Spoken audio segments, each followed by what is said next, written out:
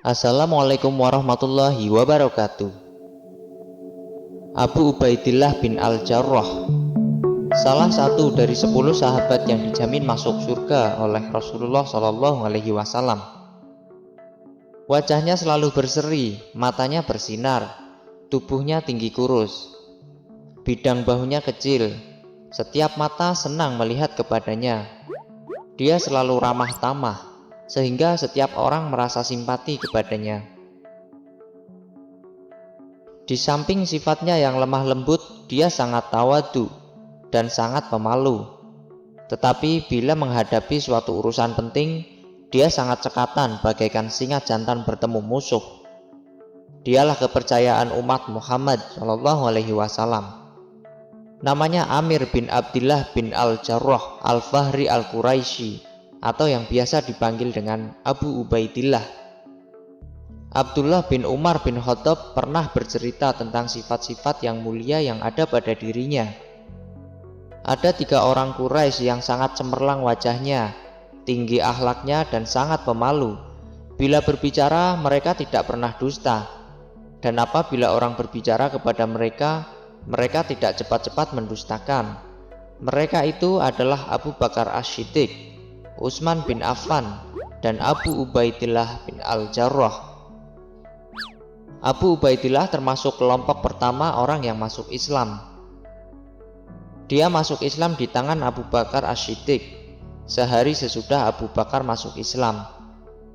Waktu itu beliau menemui Rasulullah Shallallahu Alaihi Wasallam bersama-sama dengan Abdurrahman bin Auf, Utsman bin Maz'un, dan Arqam bin Abi Arqam untuk mengucapkan syahadat di hadapan beliau. Karena itu mereka tercatat sebagai tiang-tiang pertama dalam pembangunan mahligai Islam yang agung dan indah. Dalam kehidupannya sebagai muslim, Abu Ubaidillah mengalami masa penindasan yang keras dari kaum Quraisy terhadap kaum muslimin di Mekah sejak permulaan sampai akhir. Dia turut menderita bersama-sama kaum muslimin yang mula-mula merasakan tindakan kekerasan, kesulitan dan kesedihan yang tak pernah dirasakan oleh pengikut agama-agama lain di muka bumi ini. Walaupun begitu, dia tetap teguh menerima segala macam cobaan. Dia tetap setia dan membenarkan Rasulullah pada setiap situasi dan kondisi yang berubah-ubah. Bahkan ujian yang dialami Abu Ubaidillah dalam perang Badar melebihi segala macam kekerasan yang pernah kita alami. Abu Ubaidillah turut berperang dalam perang Badar. Dia menyusup ke barisan musuh tanpa takut mati.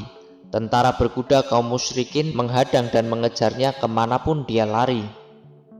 Tetapi ada seorang prajurit yang terus mengincar dan mengejar Abu Ubaidillah dengan sangat beringas. Abu Ubaidillah berusaha menghindar dan menjauhkan diri agar tidak bertarung dengan orang itu. Namun prajurit itu tidak mau berhenti mengejarnya. Setelah lama berputar-putar, akhirnya Abu Ubaidillah terpojok. Dia waspada menunggu orang yang mengejarnya. Ketika orang itu tambah dekat kepadanya, dalam posisi yang sangat tepat, Abu Ubaidillah mengayunkan pedangnya tepat di kepala lawan. Orang itu jatuh terbanting dengan kepala terbelah 2. Musuh itu tewas seketika di tangan Abu Ubaidillah. Musuh yang tewas di tangan Abu Ubaidillah itu tak lain tak bukan adalah Abdullah bin Al-Jarrah, ayah kandungnya sendiri. Abu Ubaidillah tidak membunuh ayahnya, tetapi membunuh kemusyrikan yang bersarang dalam pribadi sang ayah. Berkenaan dengan kasus Abu Ubaidillah tersebut, Allah Subhanahu wa Ta'ala berfirman dalam surat Al-Mujadilah ayat 22 yang berbunyi sebagai berikut.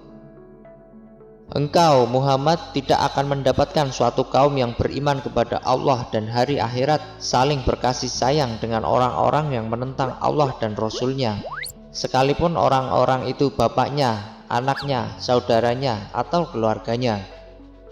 Mereka itulah orang-orang yang dalam hatinya telah ditanamkan Allah keimanan, dan Allah telah menguatkan mereka dengan pertolongan yang datang dari Dia. Lalu dimasukkannya mereka ke dalam surga yang mengalir di bawahnya sungai-sungai. Mereka kekal di dalamnya. Allah ridho terhadap mereka dan mereka pun merasa puas terhadapnya. Merekalah golongan Allah, Ingatlah, sesungguhnya golongan Allah itulah yang sangat beruntung. Ayat di atas tidak menyebabkan Abu Ubaidillah membusungkan dada, bahkan menambah kokoh imannya kepada Allah dan ketulusannya terhadap agama. Orang yang mendapatkan gelar kepercayaan umat Muhammad ini ternyata menarik perhatian orang-orang besar, bagaikan besi berani menarik logam di sekitarnya. Muhammad bin Ja'far menceritakan, pada suatu ketika para utusan kaum Nasrani datang menghadap kepada Rasulullah. Kata mereka, "Ya Abu Qasim, kirimlah bersama kami seorang sahabat Anda yang Anda pandang cakap menjadi hakim tentang harta yang menyebabkan kami berselisih di antara kami. Kami senang menerima putusan yang ditetapkan kaum muslimin. Datanglah nanti petang, saya akan mengirimkan bersama kalian orang kuat yang terpercaya," jawab Rasulullah kepada mereka. Kata Umar bin Khattab, "Saya pergi saat sholat zuhur lebih cepat dan biasa. Saya tidak ingin tugas itu diserahkan kepada orang lain, karena saya ingin mendapatkan gelar orang kuat yang terpercaya." Sesudah selesai sholat zuhur, Rasulullah menengok ke kanan dan ke kiri. Saya agak menonjolkan diri supaya Rasulullah melihat saya, tetapi beliau tidak melihat lagi kepada kami. Setelah beliau melihat Abu Ubaidillah bin Al-Jarrah, beliau memanggil seraya berkata kepadanya, "Pergilah engkau bersama mereka, adili dengan baik perkara yang mereka perselisihkan itu." Maka kemudian pergilah Abu Ubaidillah dengan para utusan Nasrani tersebut, penyandang gelar orang kuat yang terpercaya. Beliaulah Abu Ubaidillah bin Al-Jarrah. Wallahu a'lam bishawab.